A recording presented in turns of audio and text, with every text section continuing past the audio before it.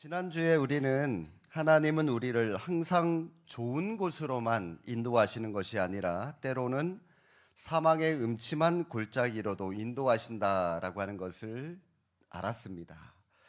23편 4절 이 상반절에 있는 말씀이시죠. 그럼에도 불구하고 우리는 두렵지 않습니다. 왜냐하면 하나님께서 그 사망의 음침한 골짜기에서도 여전히 우리와 함께 하시기 때문입니다. 그리고 결국 우리를 푸른 초장으로 인도해 주시기 때문입니다. 그래서 우리는 행복했습니다. 그런데 여러분, 바로 이어서 오늘 본문의 하반절 말씀이죠. 하나님이 어떻게 우리와 함께 하셨는지를 고백하고 있는데, 바로 지팡이와 막대기를 들고 그런 목자로 우리를 보호해 주시는 그런 목자로 하나님께서 우리와 함께 하셨다라고 고백을 하고 있습니다. 하나님이 우리와 함께 하신다는 말씀을 수없이 듣고요.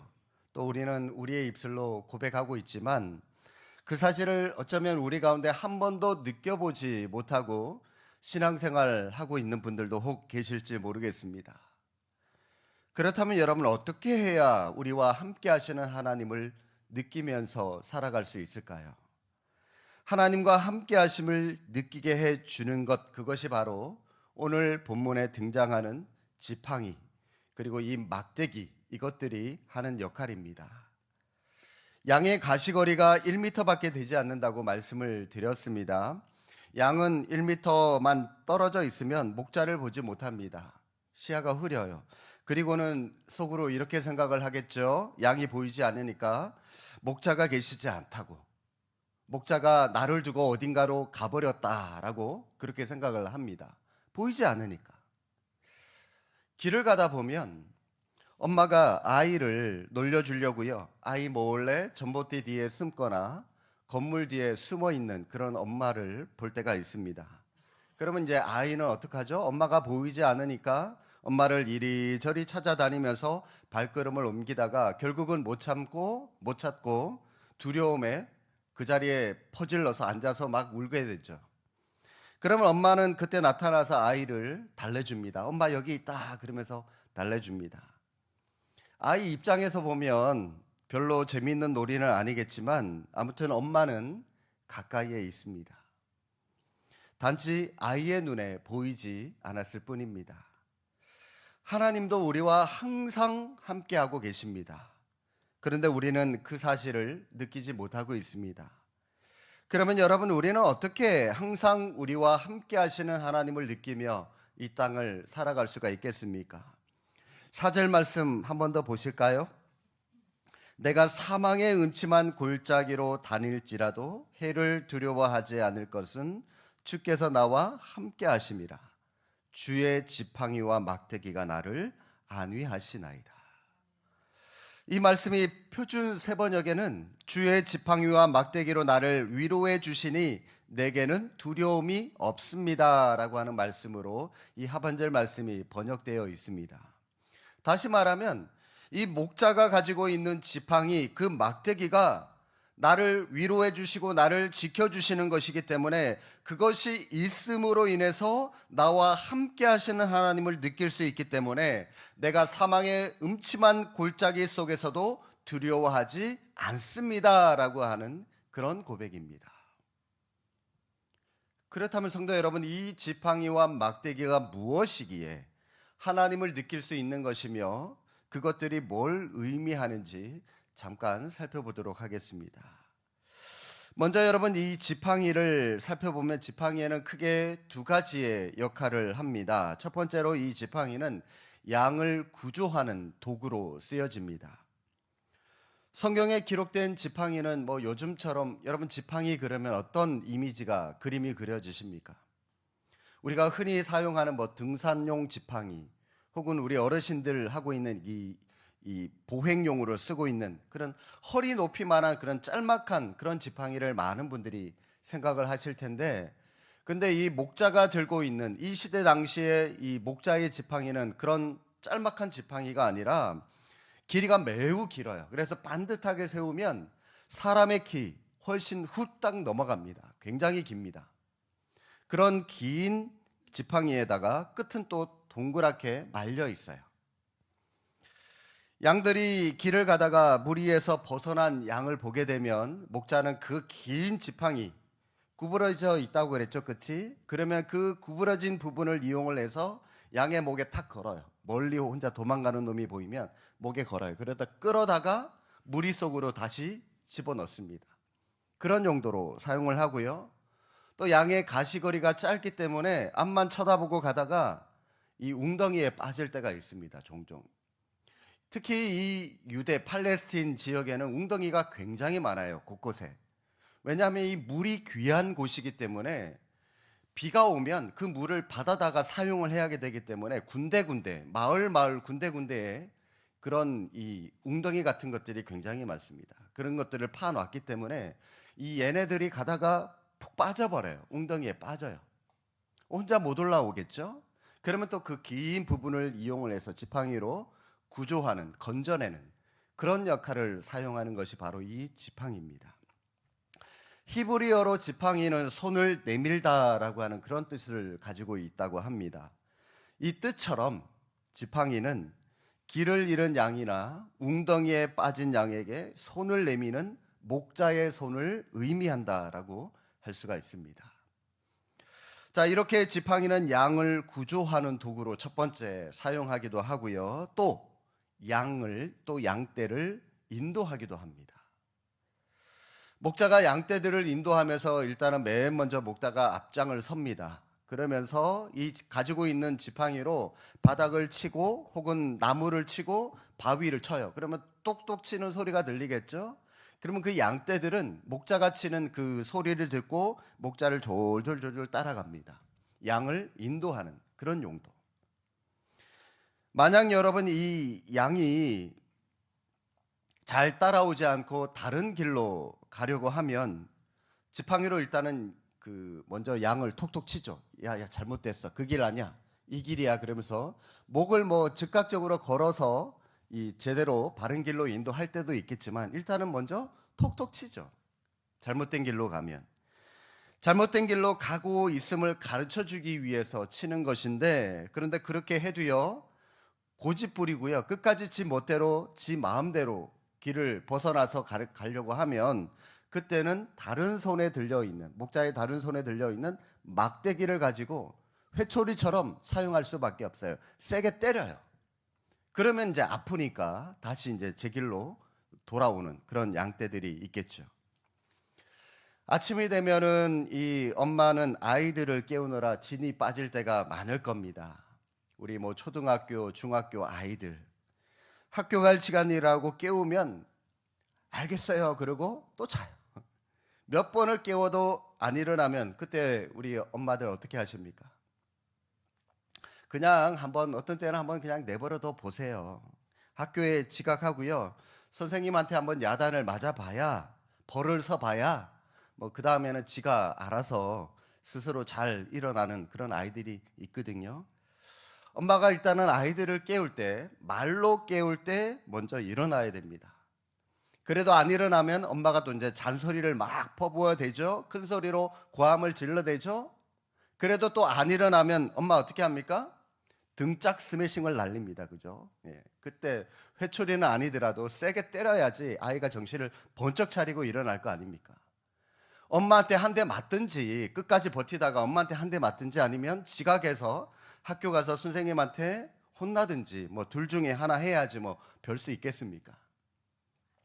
지팡이로 목자가 양을 톡톡 칠 때, 탁탁 칠 때 양이 생각을 해야죠. 아, 내가 지금 잘못된 길로 가고 있구나.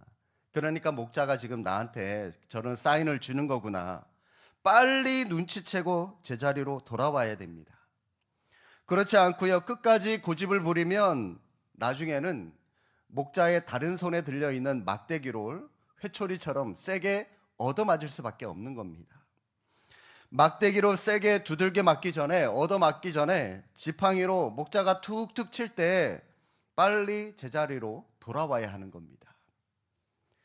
하나님께서 여러분에게 설교를 통해서 혹은 성경을 통해서 살살 말씀하시면서 우리의 잘못된 모습을 알려주실 때 얼른 알아채셔야 돼요. 아, 내가 이 길이 제대로 가고 있는 길이 아니구나. 빨리 제대로 돌아와야 되겠구나. 그런 지혜가 필요합니다. 그런데 많은 분들이 영적으로 둔감하고 말씀에 전혀 반응하지도 않고 있다가 막대기에 세게 한번 얻어맞고 나서야 뒤늦게 그러면서 한 방 얻어맞고 하나님께로 돌아오는 그런 사람들이 많이 있죠. 영적 민감함을 가지고 하나님의 말씀에 우리는 항상 귀를 기울이고 더 나아가 그 말씀에 순종하는 지혜도 가질 수 있어야 됩니다. 그래야 하나님의 막대기에 맞지 않습니다. 지팡이가 이렇게 양들을 구조하고 양떼들을 인도하는 역할을 하기 때문에 오래 참음 혹은 목자의 사랑을 상징한다고 한다면 이 막대기라고 하는 것은 힘을 상징합니다. 권력을 상징하는 겁니다. 목동 출신 선교사인 이 필립 켈러라고 하는 분의 말씀에 의하면 옛날에는 서부의 목자들이 막대기를 허리에 차고 다녔는데 오늘날에는 막대기 대신 이 총을 들고 다닌다고 합니다. 그래서 이 총을 속어로 로드, 영어로 로드인데요. 우리말로 말하면 말 그대로 막대기예요. 로드라고 불렀다고 합니다. 자, 그렇다면 여러분 이 막대기와 총, 이 막대기가 어떤 역할을 하는지 짐작이 되시죠? 막대기는 목자 자신과 양떼들을 지키는 방어 무기 혹은 공격용 무기라고 할 수가 있습니다. 맹수가 멀리서 이 양떼들 가까이로 오는 것을 목자가 봅니다. 그러면 목자는 먼저 이 물매를 돌려가지고 위협을 하면서 이 맹수들을 쫓아내요.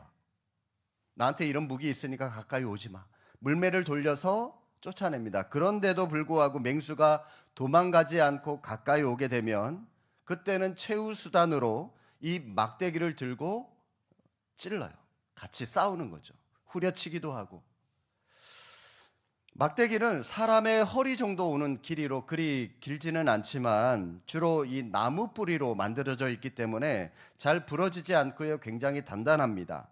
또 어떤 막대기는 이 막대기 끝에 쇠붙이도 붙여놓기도 합니다. 정교하게 다 잘 다듬져 있는 그런 창이라고 여러분들이 생각을 하시면 되는데 이 막대기로 양을 지키고 맹수들을 물리치고 그래서 이 막대기를 가진 사람에게 힘을 실어주는 그런 상징물이 되는 것이 바로 이 막대기이기도 합니다. 막대기가 이렇게 목자가 양들을 바른 길로 가도록 인도하거나 양을 노리는 맹수를 무찌르는 도구로 사용을 했습니다. 다시 말하면 이 막대기는 목자가 사랑하는 양들에게는 그들을 보호하는 도구가 되지만 양을 공격하려고 하는 맹수들에게는 징계의 도구였다라고 하는 겁니다. 그런데 사실 이 양들을 가장 크게 위협하는 것은 뭐 늑대나 사자와 같은 그런 등치가 큰 그런 맹수들이 아니라 사실은 뱀이라고 해요. 뱀. 일이나 늑대는 뭐 등치가 크기 때문에 잘 보입니다. 그런데 이 뱀은 조그마하죠. 이 풀밭 사이를 슬금슬금 기어 다니다가 잘 보이지 않습니다. 그래서 이 목자는 양들을 뱀으로부터 보호하기 위해서 더 세심한 주의를 기울입니다. 새로운 풀밭에 들어갈 때마다, 새로운 들판을 갈 때마다 목자는 뱀이 있는지 다 살펴보고 뱀이 접근하지 못하도록 조치를 취한 다음에 양들이 풀을 뜯어 먹을 수 있도록 그제서야 이 양들을 풀어놓죠. 만약 이 뱀이 나타나면 목자는 이 막대기로 뱀을 후려쳐야 돼요. 후려쳐서 죽여야 되는 거죠. 이렇게 목자는 양들을 맹수와 뱀으로부터 지켜주기 위해서 이 막대기를 사용하는 겁니다. 자, 여러분 정리가 되시죠? 지팡이는 양들을 돕는 도구입니다.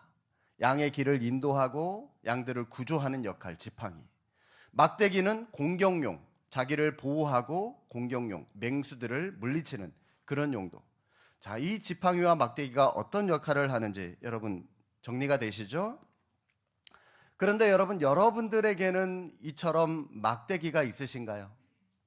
여러분을 보호하고 여러분의 삶의 기준을 제시하고 여러분이 바른 길을 갈 수 있도록 가르쳐주는 그런 지팡이, 그런 막대기 여러분들은 있으십니까?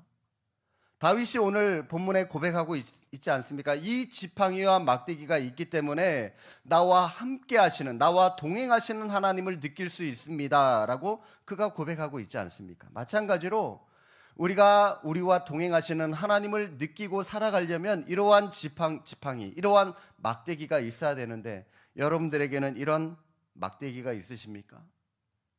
제가 말씀드리고자 하는 이 막대기가 무엇일까요? 짐작이 되십니까? 바로 말씀입니다. 말씀. 하나님의 말씀이 여러분 우리에게는 막대기가 되는 겁니다. 주의 막대기가 나를 안위하시나이다 라고 하는 이 다윗의 고백이 실은 이런 고백이에요. 주님의 말씀이 나를 위로해 주시니 내게는 두려움이 없습니다. 주님의 말씀이 내게는 힘이 되시고 능력이 되시고 나를 보호하시는 보호장치가 되는 것입니다 라고 하는 그런 고백이 오늘 이 5편, 이 4절 이 말씀의 고백이다라고 하는 겁니다. 제가 예전에 지도했었던 이 청년들 대부분이 자신의 미래에 대해서 그리고 자신의 영적 성장에 대한 그런 관심들이 많이 있었습니다. 그래도 이 청년부 부서에 모이고 같이 이 조를 나눠서 자기들끼리 성경 공부를 하고 예배 드릴 때도 정말로 온 마음을 다해서 예배 드리는 청년들을 보면 그래도 자신의 이 영적 성장을 위해서 또 적어도 이 직장 생활하면서 직장 생활 안에서 이 문화가 부딪히잖아요. 예전에는 이 술 문화가 많았잖아요. 뭐 이런저런 많은 그러니까 그런 그 직장 생활에서의 문제, 이 문화와 그리고 자기가 교회에서 배우고 신앙생활하는 모습에서의 이 충돌들이 있는 거예요. 목사님 이럴 때 어떻게 해야 돼요? 저럴 때 어떻게 해야 돼요? 그런 고민을 해올 때마다 제가 청년들한테 이직 많이 시켰거든요. 제발 연봉 따라가지 마라. 신앙 먼저 따라가고 너의 기쁨을 위해서 직장을 선택을 해라. 하나님은 네가 행복하게 살아가기 원하지 그 돈 따라가는 거 하나님은 원하지 않는다 해서 제가 이직을 많이 시켰거든요. 그런 청년들, 고민하는 청년들을 많이 봤는데 어떤 청년들은요 고민은 하지만 그런데요 어떻게 해야 하나 고민만 했지 정작 어떻게 해야 하는지 잘 모르는 그런 청년들도 많이 봤습니다. 왜냐하면 그 고민에 대한 기준을 제대로 찾지 못했기 때문입니다. 어떤 관점으로 어떤 세계관으로 나아가야 될지 분명한 기준이 없기 때문에 이 청년들이 답을 찾지 못하고요 그냥 고민만 하고 있는 거예요. 생각만 하고 있는 거예요. 그나마 그런 고민이라도 하면서 하나님 앞에서 자신의 인생을 풀어나가려고 노력하는 청년들 모습은 참 다행인데 그런 고민도 하지도 않고요 그냥 될 대로 되라는 식으로 그냥 시간만 축내면서 그냥 월급 날짜만 기다리면서 살아가는 청년들도 굉장히 많이 있었습니다. 주님의 영광을 위해서 일하겠습니다. 제가 빛과 소금의 역할을 감당하며 살아가겠습니다. 결심해요, 청년들이. 그런데 어떻게 하는 것이 주님의 영광을 위해서 살아가는 것이고 어떻게 하는 것이 빛과 소금의 역할을 감당하며 살아가는 일인지 구체적으로 알지 못하니까. 왜요? 성경을 모르니까. 성경을 모르니까 그 답을 찾지도 못하고 또 그렇게 살지도 못하는 그런 청년들도 많이 봤습니다. 여러분, 우리는 말씀을 우리의 삶의 기준으로 삼으셔야 되는 겁니다. 말씀을 기준으로 삼으려면 뭐니 해도요 말씀을 많이 알아야 돼요. 말씀을 사모하고 사랑하고 말씀을 많이 읽으시고 묵상하셔야 됩니다. 말씀을 들을 수 있는 귀, 말씀을 읽을 수 있는 눈 가지셔야 돼요. 설교 시작했다 그러면 강의만 시작했다 그러면 습관적으로 주무시고 계시는 분들 계시죠. 조는 분들 계시죠. 말씀을 들을 수 있는 귀가 닫혀져 있는 분 문제입니다. 성경을 여러분 몇 글자만 봐도 졸음이 오시는 분 계시죠. 문제입니다. 심각해요. 여러분 말씀을 사모하셔야 됩니다. 성도 여러분 기도하면서 하나님의 음성 들어보신 적 있으신가요? 하나님의 음성을 듣기 위해서 간절한 마음으로 아마 기도해 보신 분들 계실 겁니다. 하나님의 음성을 들려주십시오. 하나님, 저도요, 이 신대원 입학하기 전에 저도 이 강남 금식기도원 가가지고 일주일 동안 금식하겠다고 갔는데 배가 너무 고파서 이제 5일밖에 금식하지 못했지만 제가 그때 기도한 게 뭐냐면 하나님의 음성, 예수님의 음성을 딱 한 번만 들려주세요. 그러면 제가 목숨 걸고 이 목회자의 길 걸어가겠습니다. 두말하지 않고 걸어가겠습니다. 5일 금식했는데 하나님께서 들려주셨을까요?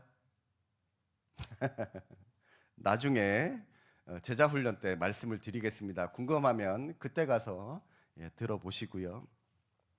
1년 내내 여러분들이 하나님의 음성 들려달라고 기도한다 할지라도 어쩌면 많은 분들 듣지 못하는 게 사실 정상입니다. 여러분이 하는 그 기도에 구체적으로 하나님께서 응답해 주시는 그런 음성 들어보신 적 있으십니까? 여러분의 자녀가 유학을 가도 되는지 안 되는지 그것을 놓고 기도했을 때 하나님께서 가라든지 아니면 가지 말라든지 라고 하는 구체적인 그런 대답을 들려주시던가요? 만약 그런 응답을 들은 분이 계신다면 그것은 어쩌면 하나님의 응답이 아니라 여러분의 내면에서 나오는 여러분 자신의 소리가 아닌지 의심해 볼 필요가 있습니다. 이전에 제가 사역에 있었던 교회에 어떤 집사님, 여집사님이 계신데 그분은요, 입만 열면 이걸 해도요 하나님이 시키셔서 하셨다, 저걸 해도 하나님이 하라고 해서 했다 그러면서 뭘 해도요 다 하나님의 이름을 되는 그런 하나님의 이름이라고 하는 것을 입에 달고 사는 분이 계셨습니다. 그분의 아들이 지방에 있는 대학에 가게 되었는데 여러분, 서울이나 이 경기도권의 좋은 대학, 수도권의 좋은 대학이 얼마나 많습니까? 그런데 지방에 있는 대학에 갔어요. 뭐 때문에 지방까지 갔는지 아시겠죠? 누가 봐도 이 공부를 잘 열심히 안 해서 거기에 있는 대학에 갔구나, 누가 봐도 다 아는 그런 상황인데 그분은 뭐라고 얘기를 하냐면 하나님이 자기 아들을 그 대학에 가라고 해서 갔다고. 물론 뭐 하나님의 관점에서 그렇게 해석할 수도 있겠지만 그러면서 다니는 거예요. 막 하나님이 시키셔. 그러면 여러분, 다른 대학은 하나님이 원하는 대학 아닌가요? 입으로는 하나님의 이름을 말하지만 정말 하나님의 응답을 받아서 그렇게 말하는 것인지 아니면 하나님의 이름으로 그냥 변명하고 있는 것은 아닌지. 왜냐하면 왜 제가 이런 말씀을 드리냐면 우리는요, 이 기도라고 하는 명목, 하나님의 이름이라고 하는 그런 명목을 가지고요, 우리는 핑계 아닌 핑계를 대면서 살아가는 사람들이 너무나도 많이 있다는 겁니다. 사실 하나님은 우리에게 이미 모든 기도에 응답을 해 주셨습니다. 하나님은 이미 오래전에 말씀을 통해서 우리에게 응답을 해 주셨습니다. 단지 우리가 그 사실을 모르고 응답해 달라고 기도만 하고 있기 때문입니다. 이 회사를 갈지 저 회사를 갈지 회사 선택을 놓고 고민하고 있는 사람에게 하나님은 어느 회사를 가라고 구체적으로 우리에게 결정을 해 주시지는 않았지만 믿는 자로서 회사에서 어떻게 살아가야 할지에 대해서는 이미 말씀해 주셨습니다. 에베소서 6장 5절 6절에 성실한 마음으로 육체의 상전에게 순종하기를 그리스도께 하듯 하라. 눈가림만 하여 사람을 기쁘게 하는 자처럼 하지 말고 그리스도의 종들처럼 마음으로 하나님의 뜻을 행하라고 이미 말씀을 하셨습니다. 우리 가운데 지치고 힘들고 두려워하고 있는 사람에게는 오늘 말씀, 내가 사망의 골짜기로 다닐지라도 두려워하지 말라. 왜요? 내가 너와 함께하기 때문이다 라고 하는 이 말씀으로 우리에게 분명히 위로를 해 주셨습니다. 그런데 우리는 왜 응답을 받지 못한 것이라고 생각을 할까요? 말씀을 모르기 때문이죠. 말씀보다는 당장 눈앞의 현실에서 당장 우리의 귀에 들리고 우리의 눈에 보이는 어떤 현상만을, 분명한 현상만을 응답이라고 생각하고 있기 때문입니다. 그러다 보면 자꾸 우리는 이단에 빠질 우려가 있습니다. 말씀을 모르니까 기적적인 뭔가를 자꾸 요구하게 되고, 그렇게 될 때 우리는 이단의 소리나 이단의 행위에 우리의 마음이 미혹될 수가 있는 것이죠. 성도 여러분, 말씀을 사모하시기를 바랍니다. 말씀을 늘 묵상하시기를 바랍니다. 말씀 속에 여러분이 간절히 기도하고 기다리는 응답이 있습니다. 그걸 찾으십시오. 말씀을 묵상하지도 않고 여러분의 기도가 응답되기를 바란다는 것은 눈을 감고 나 보기 원합니다 말하는 것과 똑같은 거예요. 예수님이 40일 금식 기도하시고 광야에서 사탄에게 3가지 시험을 받으셨습니다. 예수님은 자신의 능력으로 충분히 그 사탄을 물리칠 수 있는 그런 힘을 가지고 계신 분이십니다. 그럼에도 불구하고 우리 예수님은 자신의 힘으로 그 사탄을 물리친 것이 아니라 무엇으로요? 말씀으로. 구약 성경에 나와 있는 그 말씀을 인용해서 그 말씀을 가지고 사탄을 물리치셨습니다. 여러분, 우리도 그와 같은 예수님처럼 말씀을 알고 말씀으로 승리하는 삶을 살아가는 모습이 있기를 바랍니다. 여러분을 보호하는 것, 나를 지키는 것, 세상에 수많은 이 그릇된 가치관으로부터 우리를 지킬 수 있는 것은 말씀입니다. 악한 세력으로부터 여러분을 지켜주는 막대기 말씀입니다. 그 말씀을 많이 알고 있어야 우리의 삶 속에서 문제가 닥쳤을 때 그 문제를 풀 수 있는 힘을 우리는 발견할 수가 있는 것입니다. 막대기가 하는 또 다른 역할 하나는 이 검사하는 역할을 합니다. 검사. 사라진 양이 없는지 그 수를 세요. 또 병든 양은 없는지, 또 털을 자를 때가 되었는지 검사할 때 막대기를 사용한다고 합니다. 그리고 그 막대기를 가지고 검사에 통과한 양과 그렇지 않은 양을 구분져요. 딱 나눌 때 그렇게 사용을 합니다. 성경은요, 우리의 삶에 엑스레이와 같은 그런 역할을 하는 것이 성경입니다. 히브리서 4장 12절 13절에 이런 말씀을 하시죠. 하나님의 말씀은 살아있고 활력이 있어 좌우의 날선 어떤 검보다도 예리하여 혼과 영과 및 관절과 골수를 찔러 쪼개기까지 하며 또 마음의 생각과 뜻을 판단하나니 지으신 것이 하나도 그 앞에 나타나지 않음이 없고 우리의 결산을 받으실 이의 눈앞에 만물이 벌거벗은 것 같이 드러나느니라. 말씀은 우리의 이기적인 삶, 독선적인 삶을 명확하고 투명하게 우리에게 비춰줍니다. 우리의 삶의 기준이 나 자신인지, 명예인지, 재물은 아닌지 철저하게 보여주는 것입니다. 우리는 말씀을 통해서 우리의 삶의 기준이 말씀이 되어야 함을 바로 알게 되고요. 그 말씀이 우리의 삶을 세워가고 다스리게 됩니다. 아마 여러분 가운데 기도를 하다가 또 혹은 찬양을 부르다가 울어본 경험은 많이들 있으실 겁니다. 찬양의 가사에 여러분의 마음이 녹아져서. 그런데 여러분, 성경을 읽으시다가 울어본 적은 있으십니까? 성경 읽다가 울어본 적. 인생의 큰 전환점이 되는 말씀을 발견하고 그 구원의 은혜에 감격해서 눈물을 흘리며 고백한 순간 여러분 있었습니까? 또 얼마나 많이 있었습니까? 그때가 바로 하나님께서 우리를 만져주시고 다스리시는 순간입니다.